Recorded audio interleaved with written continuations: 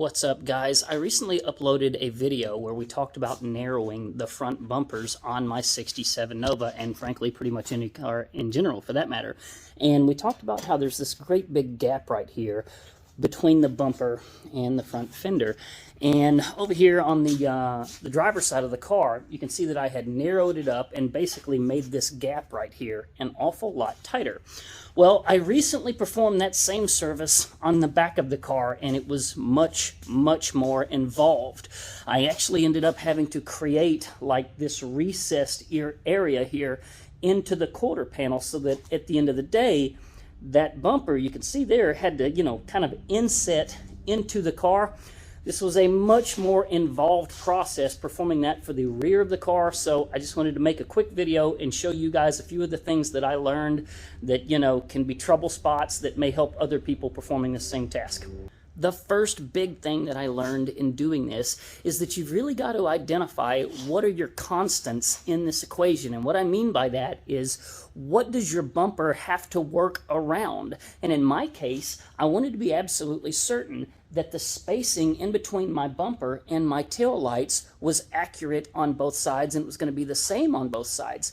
That was particularly difficult because when I took this CNC machine tail light and tried to put it up against the quarter panel, frankly, it fit like crap. There was like a 1/8 inch gap on one side. And so what I actually had to do on my car was cut a slit down through here, remove some material, and slide this section of the quarter panel back in that direction. In doing so, this then became too close to this body line that you see that body line right there. This was then too close to the tail light. So I had to cut this section out, move it that direction as well. You've got to make sure that you account for these things if you're going to do this, and basically say, okay, before I run off and I locate my bumper and I start cutting into the rear quarter panel on the car, what does the bumper have to fit around? Let me make sure that the other stuff is where it needs to go, and then locate the bumper off of it. The last thing you would ever want to do is run off and cut into that quarter panel, inset your bumper into the car, and then realize you got a 1/4 inch gap over here and a 1/2 inch gap over there. That ain't worth a damn. My next piece of advice for you is, before you run off and do this, this is your opportunity to decide whether or not the manufacturer got this right or wrong. And what I mean by that is, do you want to change anything about the original car when you're doing this? In my case, I chose to do two things different from the way that GM did it. Number one, this bumper is actually mounted a good bit higher right now than in a stock application. If you go look at a perfectly stock car, there is a massive gap in between the deck lid and the bumper. This gap right here is also huge. I chose to mount my bumper upward about probably a 1/2 to 5/8 of an inch up in order to tighten up everything across the back of the car. And if you put this thing side by side with a stock car, it's going to stick out like a sore thumb that this one looks better. One of the other things that I did is, if you have a look in this shot right here, you'll notice that I put slits into the bumper mount, and I started changing the angle of the bumper. On a stock application, this line right here is actually not perfectly straight up and down. It's a little bit off. And so I put those slit cuts into the bumper mounts, pulled them to where I wanted them, to where they looked right, and then I just put a little weld across there to hold it in place.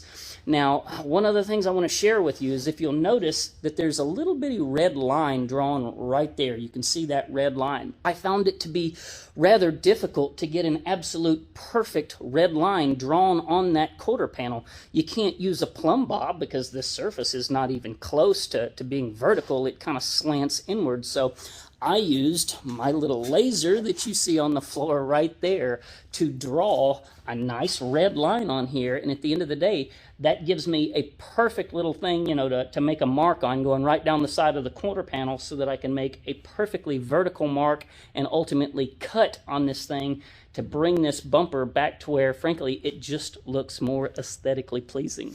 Speaking of aesthetically pleasing, the stock application bumper uses these great big bolts or carriage bolts that hold the bumper to the bumper mount.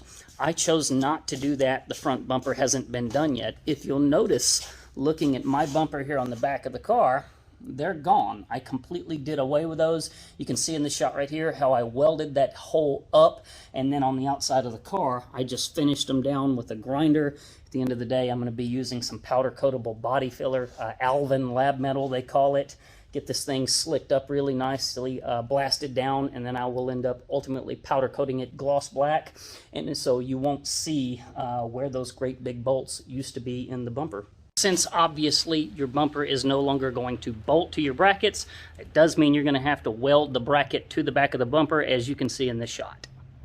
Ironically, the easiest part of this entire process is the actual narrowing of the bumper itself. I just used some masking tape on there to mark it off, and then I cut down both sides of the masking tape. That way my two cuts are absolutely perfectly parallel. From there, I just kind of grind down a little bevel, put a couple of tack welds in there to hold everything in place. I did find it really handy to use some welding magnets to kind of hold those two pieces together while I tacked it in place, and then from there you just fully weld it and grind it down. Nothing to it.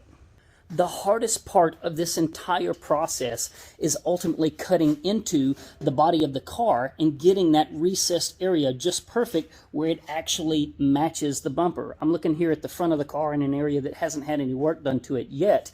And the way that I found to do this and to get that thing marked off just perfectly was to take a piece of soapstone and kind of grind it down to an angle like you see right there. And what I would do is take that soapstone, which is like 1/4 inch soapstone, and I would just take it and, let's see here if I can do it right now, run it right down the side of that bumper, just like you see right there, and it would ultimately trace out exactly where it needed to go onto the car with a 1/4 inch gap. Once you had that area cut out of the car, as you see in this shot right here, now the way that I got that piece of metal cut perfectly was just to take a piece of 110 weight cardstock paper and cut that to ultimately go right in there like it needed to. And then of course I would trace it out onto a metal piece, about like that you see right there, and weld it into the car. These things don't have to be perfect when you weld them into the car. They could be totally ugly like this. You weld it in place and then you finish off all of the edges and take metal away later once you got it into the car. Once you've got that backing welded into the car like you see in this shot right here, now you need to come in here and basically finish it off. I just used like a piece of 3/4 inch wide by a foot long piece of 18 gauge sheet. Put it down in here, put a tack weld on it, push it up a little bit, tack it, push it, tack it, just kind of rolled it right through that corner right there. I would oftentimes take like a wooden handled mallet and use that wooden handle to kind of push up on it while I tacked it to get a nice tight fit, and that's really all there is to it. After that, it's really nothing more than just fully welding everything and grinding it down. One of the things that I commonly like to use in grinding my welds down to get them just with a nice rounded over look to them is a flap wheel. That little booger right there. Those things are absolutely fantastic for trying to, just clean up your welds and make them smooth. I will also tell you that in order to get up inside of that edge up in there and get a nice decent weld up inside of there, I would use one of these little boogers. It's called a deburring tool. Just removes metal up in tight locations, and these things work really well. That's all there is to it. So everybody, that is how I narrowed the rear bumper on my 67 Nova. Click like, subscribe, thumbs up, all of that stuff if you don't mind. If you guys got questions, by all means, ask them below in the comments. I'm happy to share what little bit I have learned about this. This was the first time that I have ever done this before.